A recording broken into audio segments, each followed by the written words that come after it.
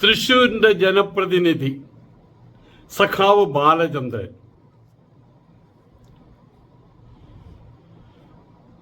അദ്ദേഹത്തിന് നേരെ ചന്ദ്രഹാസം എടുത്ത് പുറപ്പെട്ടിരിക്കുകയാണ്. യഥാർത്ഥ ഹിന്ദുക്കൾ ഹിന്ദുത്വവാദികൾ RSSകാര്.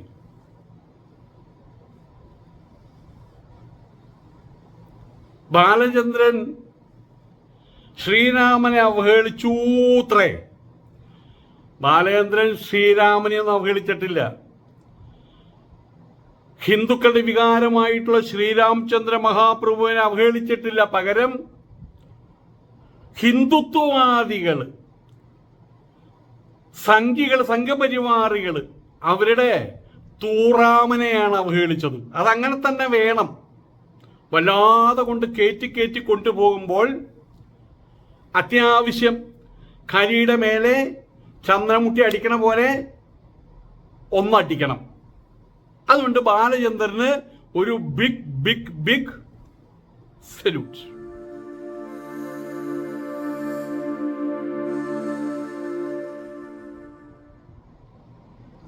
തൃശ്ശൂരിന്റെ പ്രതിനിധി സഖാവ് ബാലചന്ദ്രൻ അദ്ദേഹം ഒരു പോസ്റ്റ് ഇറക്കി, ഫേസ്ബുക്ക് പോസ്റ്റ് ഇറക്കി. ആ ഫേസ്ബുക്ക് പോസ്റ്റില്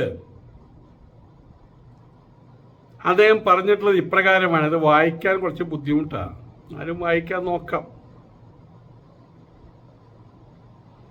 രാമൻ ഒരു സാധുവായിരുന്നു.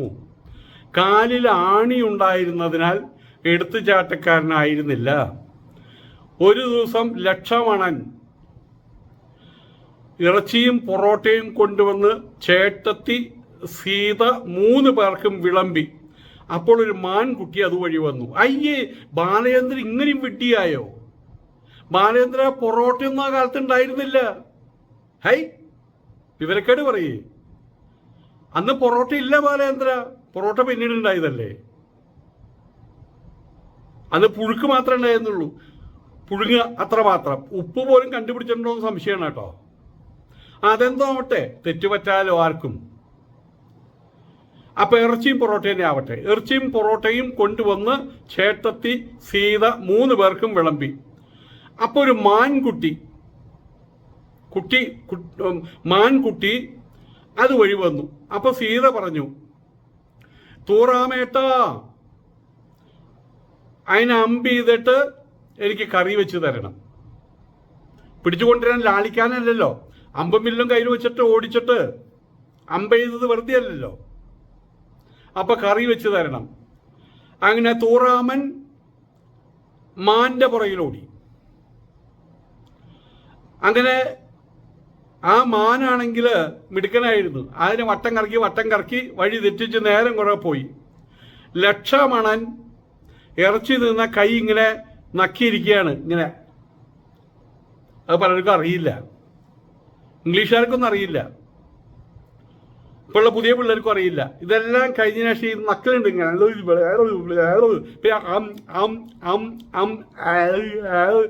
രസമാണത്. പുതിയ പിള്ളേർക്ക് അറിയില്ല. അതാണ് ആഹാരത്തിന്റെ ഏറ്റവും രസമുള്ള കാര്യം. അപ്പൊ അങ്ങനെ കൈ നക്കിയിരിക്കുകയാണ്. സീത പറഞ്ഞു, ആ തെണ്ടി, ഇങ്ങനെ നക്കിയും നോക്കിയും ഇരിക്കാതെ തൂറാമേട്ടനെ പോയി നോക്കടാ, എട്ടും പൊട്ടും തിരിയാത്ത അദ്ദേഹത്തെ കൊണ്ടുപോടാ.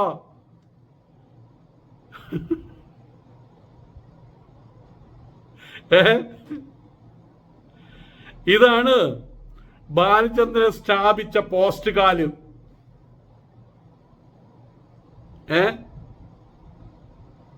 ഈ പോസ്റ്റ് വന്ന ഉടനെ തന്നെ കെടുക്കണു ഹിന്ദുത്വവാദിയുടെ മറ്റതെന്ന് വെച്ചാൽ എന്താ പറയാ, അഭിമാനം. ഉടനെ തന്നെ ഈ പോസ്റ്റുകാരനെതിരെ BJP തൃശൂർ ജില്ലാ president advocate KK Aneesh Kumar ഉൾപ്പെടെ എല്ലാവരും വിമർശനവുമായി എത്തി. ഹിന്ദു വിശ്വാസികളുടെ വിശ്വാസ പ്രമാണങ്ങളെ ഇത്രയും നികൃഷ്ടവും നീചവുമായ പ്രയോഗങ്ങളിലൂടെ ചവിട്ടിപതിക്കാൻ ഒരു കമ്മ്യൂണിസ്റ്റുകാരനല്ലാതെ മറ്റാർക്കാണ് കഴിയുക എന്ന് അനീഷ് ചോദിച്ചു. വലിയൊരു ചോദ്യം. പഴയ കൊടയുടെ കാലില്ലേ ഇങ്ങനെ, അതുപോലത്തെ ഒരു ചോദ്യം. പാറമേക്കാവ് ക്ഷേത്രക്കാരിൽ അവിടുത്തെ കമ്മിറ്റിക്കാരൊന്നും ഹിന്ദുക്കളല്ല കേട്ടോ. തിരുവമ്പാടി അമ്പലത്തിന്റെ കമ്മിറ്റിക്കാരൊന്നും ഹിന്ദുക്കളല്ല കേട്ടോ. യോഗക്ഷേമ സഭയിലുള്ളത് ഹിന്ദുക്കളല്ല കേട്ടോ. ബ്രാഹ്മണ സഭയുണ്ട്, പണ്ടി സമൂഹം, അപ്പുറത്ത് പൂങ്കുന്നത്ത് സമൂഹമഠം, ഇവരൊന്നും ഹിന്ദുക്കളല്ല കേട്ടോ. SNDP ഹിന്ദുക്കളല്ല, NSS ഹിന്ദുക്കളല്ല, വിശ്വകർമ്മ സഭ ഹിന്ദുക്കളല്ല. ഇവരാരും, അവർക്കൊന്നും കഴിവില്ലാത്ത ഹിന്ദുക്കൾ, നാക്ക് ചലിപ്പിക്കാൻ കഴിവില്ലാത്ത ഹിന്ദുക്കൾ. ഇവരാണല്ലോ ധീരവീര ശൂരപരാക്രമികളുടെ ഹിന്ദുക്കൾ. ഹിന്ദുക്കളുടെ ആകെ മൊത്തം ടോട്ടലായിട്ട് അതിൻ്റെ കോൺട്രാക്റ്റ് എടുത്ത് അവരെ രക്ഷിക്കേണ്ടതിൻ്റെയും ശിക്ഷിക്കേണ്ടതിൻ്റെയും കോൺട്രാക്റ്റ് എടുത്ത് നടക്കുന്ന ഇവരാണല്ലോ. ആയതുകൊണ്ട് തന്നെ മറ്റാർക്കുമില്ലാത്ത വികാരം ഇങ്ങനെ ഇങ്ങനെ തളച്ച് പൊത്തി. എപ്പോഴും ഇവർക്ക് പൊന്തും, ഹൈന്ദവ വികാരം ഇങ്ങനെ പൊന്തും, ഇടയ്ക്കിടയ്ക്ക് പൊന്തും. ഹിന്ദു വിശ്വാസികളുടെ വിശ്വാസ പ്രമാണങ്ങൾ, ആ വിശ്വാസ പ്രമാണങ്ങളെ അതുമായിട്ട് നടക്കുന്ന ആളുകളെ ചവിട്ടി മതിക്കുന്ന കേസും കെട്ടികൾ ഒരുപാട് പറയാനുണ്ട് കേട്ടോ. സന്ദീപാനന്ദഗിരിയെ തല്ലിയത്, എന്നെ തല്ലാതെ നടക്കുന്നത്, ശങ്കരാചാര്യർ ആരാണ്ടായി ശങ്കരാചാര്യർ എന്ന് ചോദിച്ചു നടക്കണം ഇപ്പൊ ഇവര്. എന്നാണ് 4 ശങ്കരാചാര്യന്മാരെയും മഠം മറ്റേ റെയ്ഡ് നടക്കാൻ പോണേന്ന് അറിയില്ല. എല്ലാ ശങ്കരാചാര്യന്മാരും എന്നാ കേരളയ്ക്ക് കയറ്റിവിടാൻ പോണേന്ന് അറിയില്ല. അപ്പൊ അതൊന്നും വിശ്വാസ പ്രമാണം ചവിട്ടി മേക്കലില്ല. ഈ പറയുന്ന ആളുകൾ എനിക്ക് ഫോൺ ചെയ്യുന്ന സമയത്ത് പലപ്പോഴും ചില ആൾക്കാർ ഫേക്കാണെന്ന് തോന്നുമ്പോൾ, ഹലോ സ്വാമിയല്ലേ? അതെ. ആരാ? ഞാൻ മലപ്പുറത്തുകാരനാ. നിങ്ങളുടെ സ്ഥലമല്ല ചോദിച്ചത്, എന്താ പേര്? ഞാൻ സ്വാമിയുടെ പോസ്റ്റ് കുളിക്കും. നിങ്ങളുടെ പേര് പറ. എൻ്റെ പേര് അബ്ദുള്ളക്കുട്ടി. ഓ, ഒരു മുസ്ലിമാണല്ലോ. അപ്പോൾ എനിക്കൊരു സംശയമുണ്ട്. ഈ ഖുർആനിലെ ആദ്യത്തെ അധ്യായത്തിൻ്റെ പേരെന്താ? ഞാനത് പിടുത്തമില്ല. ഇപ്പം ആരെങ്കിലും ഒന്ന് വിളിക്കണം ചോദിക്കായിരുന്നു. അത് ആദ്യത്തെ അധ്യായം എനിക്കും അറിയില്ല. പിന്നെ താനെ എവിടുത്തെ മുസ്ലിം ഉണ്ടോ എന്ന് ഞാൻ ചോദിക്കും. കാരണം മുസ്ലിം അല്ല ഇവര്. ഹിന്ദുവിൻ്റെ വിശ്വാസ പ്രമാണങ്ങളെ തൊട്ട് കളിച്ചാൽ അക്കളി തീക്കളി സൂക്ഷിച്ചോ എന്ന് പറഞ്ഞ് കിടക്കുന്ന ഈ ഹിന്ദുത്വവാദികളോട് ചോദ്യം ചോദിച്ചോട്ടെ, ഗീതയിൽ എത്ര അധ്യായങ്ങളുണ്ട്?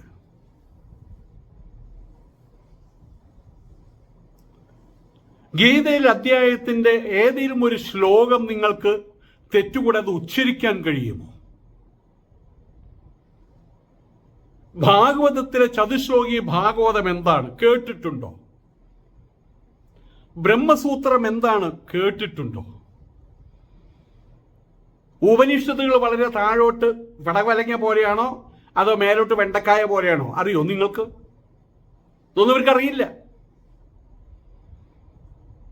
വോട്ട് കിട്ടാൻ വേണ്ടി ഹിന്ദുത്വം സനാതന ധർമ്മം ഒരുത്തം പ്രസംഗിയാണ്. എന്താണ് ഈ സാധനധർമ്മം? സാധനധർമ്മം. ഇപ്പൊ നിങ്ങളുടെ ഒളിച്ചുകളിക്ക് എല്ലാവർക്കും അറിയാം. 40,000 അമ്പലങ്ങളിൽ ആന, വെടി, മിമിക്രി, നാടകം, യൂഫോറിയ, നിന്നുകൂത്തുള്ളല് ഇതൊക്കെ നടത്തുമ്പോൾ ചോദ്യം ചെയ്യാൻ നിങ്ങൾക്ക് ഇതല്ലേ ഏറ്റവും വലിയ അവഹേളനം? ഒരു ബാലചന്ദ്രൻ ഒരു കാര്യം ചെയ്യേ, അയാളുടെ കൈയും കാലും കെട്ടിയിട്ട് വല്ല അറബിക്കോട്ടലും കൊണ്ട് താഴ്ത്ത്. അപ്പൊ പിന്നെ അയാൾ പറയില്ലല്ലോ. പക്ഷേ ഈ 40,000 ക്ഷേത്രങ്ങളിൽ കാണിക്കുന്ന അകൃതങ്ങൾ, തെമ്മാടിത്തരങ്ങൾ, വൃത്തികേടുകൾ, മ്ലേച്ഛവും തുച്ഛവുമായിട്ടുള്ള കാര്യങ്ങൾ അതിന് ചോദ്യം ചെയ്യാൻ നിങ്ങൾക്ക് പറ്റുമോ?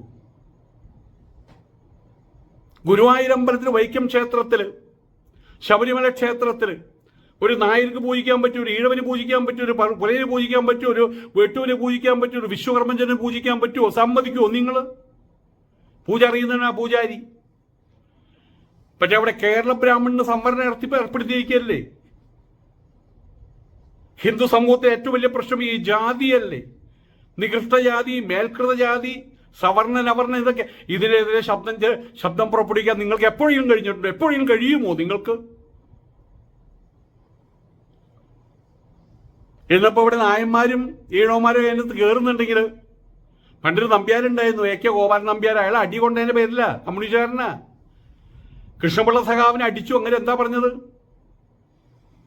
ഉശിരുള്ള നായകൾ മണിയടിക്കും, ഇലനക്കി നായർ അയാളുടെ തലയ്ക്ക് അടിക്കുന്ന പറഞ്ഞത്. അവരേക്കും കൂടി കഷ്ടപ്പെട്ടിട്ട് അവിടേക്കൊന്ന് കടക്കാൻ തന്നെ യോഗ്യതയിലാക്കി ആ കമ്മ്യൂണിസ്റ്റുകാരെ വെല്ലുവിളിച്ചിട്ട് പറയാം ഞങ്ങളാണ് ഇതിൻ്റെ എല്ലാത്തിനെയും ആകെ മൊത്തം ടോട്ടലായിട്ട് അധികാരികളെന്ന്. നാണമുണ്ടോ നിങ്ങൾക്കത് പറയാൻ? നാണകമുണ്ടോ? ചാണകമുണ്ടോ? ചാണകമുണ്ട്. മതഭീകരവാദികളുടെ വോട്ടിന് വേണ്ടി സ്വന്തം നാടിനെയും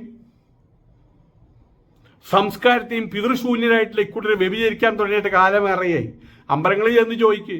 ചിന്മയാനന്ദ സ്വാമി തന്റെ വിവേക ചൂടാമണിയുടെ മലയാള വ്യാഖ്യാനത്തിനകത്ത് എഴുതി വെച്ചിട്ടുണ്ട്, ക്ഷേത്രമെന്ന ആധ്യാത്മിക മാലിന്യ കൂടാരത്തിനകത്ത് കയറിയുന്ന സ്വയം കാല് വെട്ടി ചോര കുടിച്ച് അഭിരമിക്കുന്നവരാണ്. ഒപ്പം സ്വസമുദായത്തിലെ പാവങ്ങളുടെയും കാല് വെട്ടി ചോര കുടിക്കുന്നവരാണ് അതിനകത്തുള്ളവർ. അവിടെയും പോയി ചോദിക്ക്. നികൃഷ്ടവും നീചവുമായിട്ടുള്ള പ്രയോഗങ്ങളിലൂടെ ചവിട്ടി മെതിക്കുകയല്ലേ നിങ്ങൾ ക്ഷേത്ര സംസ്കാരത്തെ ചെയ്യുന്നത്?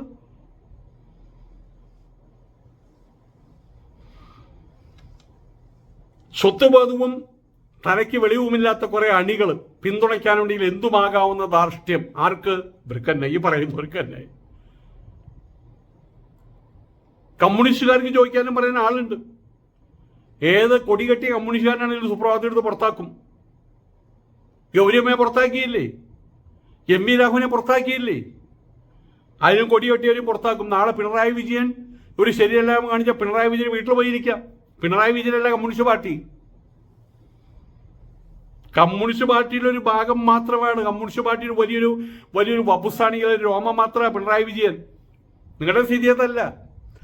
ഇപ്പോ നമ്മളുടെ മോഡി ബോധം കെട്ട് പോയ കഴിഞ്ഞില്ലേടോ, BJP കഴിഞ്ഞില്ലേടോ. ഏതായാലും ഇതുപോലെ വൃത്തികെട്ട ജനപ്രതിനിധി അവന്റെ പാർട്ടിയെയും ചുമക്കാൻ അവസരമുണ്ടാക്കിയവർ ആത്മാഭിമാനമുണ്ടെങ്കിൽ ഇത് കണ്ട് ലഗ്നിച്ച് അങ്ങനെ എവിടെ എഴുതിയിട്ടുള്ളത്? ലഗ്നിച്ച് തല താഴ്ത്തട്ടെ. അനീഷ് കുമാർ ഫേസ്ബുക്കിൽ കുറിച്ചു. നിങ്ങളൊരു കാര്യം മനസ്സിലാക്കേണ്ടതുണ്ട്. ഈ പറയുന്നതിന്റെ പേരിൽ ഇപ്പൊ നിങ്ങളിത് പറയുന്നതിന്റെ ഉദ്ദേശം എല്ലാവർക്കും അറിയാം. എന്തിനാണ് ഇപ്പൊ വല്ലാതെ നിങ്ങൾ വിഷമിക്കുന്നത് ഇപ്പോൾ എല്ലാവർക്കും അറിയാം. ഇതിന്റെ പേരിൽ ഒരു വോട്ട്, അര വോട്ട്, ഒരു വോട്ട് വേണ്ട, അര വോട്ട്, ഒരു കാൽ വോട്ട്, ഒരു ബാഹാണി വോട്ട് പോലും പള്ളി പൊളിക്കും എന്ന് പറഞ്ഞ് നടക്കണ്ടല്ലോ. അതല്ലേ നിങ്ങളുടെ പ്രധാന പരിപാടി. പുത്തമ്പള്ളി പൊളിക്കും, ലൂർദ് പള്ളി പൊളിക്കും, ജോർജ് ഏട്ടൻസ് രാഗം പൊളിക്കും, അവിടെ രണ്ടുള്ള മുസ്ലിം പള്ളികൾ പൊളിക്കും. ഇതൊക്കെ പെടുന്നതാണ്. അത് പിന്നെ മാത്രമേ ഉള്ളൂ. ഉദ്ദേശം എല്ലാവർക്കും അറിയാം. സെന്റ് തോമസ് കോളേജ് പൊളിക്കും. സീതാദേവി മൂത്രമൊഴിക്കായിരുന്ന സ്ഥല. സെന്റ് തോമസ് സെന്റ് മേരീസ് അത് പൊളിക്കും. ഇതെല്ലാം കഴിഞ്ഞ് മക്കയും ലക്ഷ്യം വെച്ചിട്ടുണ്ട്. അവിടെ ശിവനായിരിക്കണം അത്ര. ഇവിടെ എല്ലാത്തിന്റെ അടിയിൽ ശിവനാ. ഒരു കല്ല് കണ്ട ശിവനാന്ന് പറയുമ്പോൾ വിഷമല്ല. അപ്പൊ ഇവിടെ എല്ലാത്തിന്റെ അടിയിൽ ശിവൻ തന്നെയാ. ഓക്കെ. ഏതായാലും നിങ്ങൾ വോട്ടിന് വേണ്ടി കഷ്ടപ്പെടുന്ന ഒരു കാര്യം മനസ്സിലാക്കിക്കോ.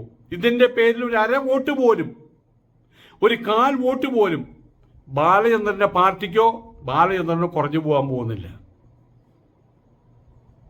ഇതിന്റെ പേരിൽ ഒരു കാൽ വോട്ട് പോലും സിറോസ്കോപ്പിക്ക് കൂടാനും പോകുന്നില്ല. മാത്രമല്ല 2 പ്രാവശ്യം നോക്കിക്കണ്ടു എന്താണ് സൈസ് എന്ന്. പിന്നലെ ഒരു തൃശ്ശൂകാരൻ പറഞ്ഞ പോലെ ഒരു കോമാളി ഇന്നിപ്പോ മൊബൈൽ എടുത്തു കഴിഞ്ഞാൽ മുഴുവൻ അയാളുടെ അല്ലാണ്ട് ഭാര്യയുടെ ഫോട്ടോ. രാധിക എത്ര സുന്ദരിയാണ്. സുന്ദരിയായിട്ടുള്ള രാധിക മഞ്ഞയിൽ മുങ്ങിയിട്ട് മഞ്ഞസാരി എടുത്തേന്. സുന്ദരിയായിട്ടുള്ള രാധിക കാറിൽ നിന്ന് ഇറങ്ങുന്നു. സുന്ദരിയായിട്ടുള്ള രാധിക പാടുന്നു. മമ്മൂട്ടിയുടെ ഭാര്യയുടെ മുഖം ആരുടെയും മനസ്സിലുണ്ടോ? മോഹൻലാലിന്റെ ഭാര്യയുടെ രൂപം ആരുടെയും മനസ്സിലുണ്ടോ? ശിവാജി ഗണേശന്റെ ഭാര്യയുടെ രൂപം ആരുടെയും മനസ്സിലുണ്ടോ? പോകുന്നിടത്തും മുഴുവൻ ജയസൂര്യ തന്റെ ഭാര്യ വാലായിട്ട് കൊണ്ട് നടക്കുന്നുണ്ടോ? പൃഥ്വിരാജിന്റെ ഭാര്യ അതിന് ഇന്റലക്ച്വലാണ് പൃഥ്വിരാജിനേക്കാൾ. പിന്നെ അത് കൊണ്ട് നടക്കുന്നുണ്ടോ? അതെന്താ ചേച്ചി ഇന്ദ്രജിത്തിന്റെ ഭാര്യ ആരാണെന്ന് പൂർണ്ണിമയോ അറിയില്ല. ആയതുകൊണ്ട് തന്നെ തൃശ്ശൂർക്കാരെ സംബന്ധിച്ചിടത്തോളം ഇയാളൊരു കോമാളിയാണ്. അതുകൊണ്ട് ആ തൃശ്ശൂർക്കാർ പറയണത് ആര് ഇവിടെ മത്സരിക്കാൻ നിന്നാലും വേണ്ടില്ല, ഇവിടെ കോൺഗ്രസോ അല്ലെങ്കിൽ കമ്മ്യൂണിസ്റ്റുകാരോ ജയിക്കും. പക്ഷെ അതിനെന്താ രസമുള്ള സുനിൽകുമാറും പ്രതാപനും മത്സരിച്ചാൽ എന്താ രസമുള്ളത്? അതിനൊരു ഇലക്ഷന്റെ ഗൗരവമാണ് അവിടെ ഉണ്ടാകുക. അടൂർ ഗോപാലകൃഷ്ണന്റെ ഒരു സിനിമ കാണുന്ന പോലെ. പക്ഷെ സുരേഷ് ഗോപി ഉണ്ടെങ്കിൽ പ്രിയദർശന്റെ സിനിമ കാണുന്ന പോലെയാ. ഇടവിട്ട് കോമാളിത്തരം കാണാം. അതിനുവേണ്ടി കാത്തിരിക്കുക തൃശ്ശൂർക്കാര്. ആ കോമാളിയെ ജയിപ്പിക്കാൻ വേണ്ടിയിട്ട് കാണിക്കുന്ന ഇത്രയും കോമാളിത്തരമൊന്നും തൃശ്ശൂര് വേവുന്ന പരിപ്പുകളല്ല കേട്ടാ. അമ്പലത്തിൽ പോയിട്ട് അമ്പലത്തിൽ നടക്കുന്ന ആനവെടി, മിമിക്രി, നാടകം, യൂഫോറിയ ഇതൊക്കെ ഉണ്ടല്ലോ, അതൊക്കെ നിർത്ത്. അതൊക്കെയാണ് അശ്ലീലത്വങ്ങളാണ്. അതൊക്കെയാണ് ഹൈന്ദവ ധർമ്മത്തിന്റെ മേലുള്ള കുതിരകയറ്റങ്ങൾ. നമസ്കാരം.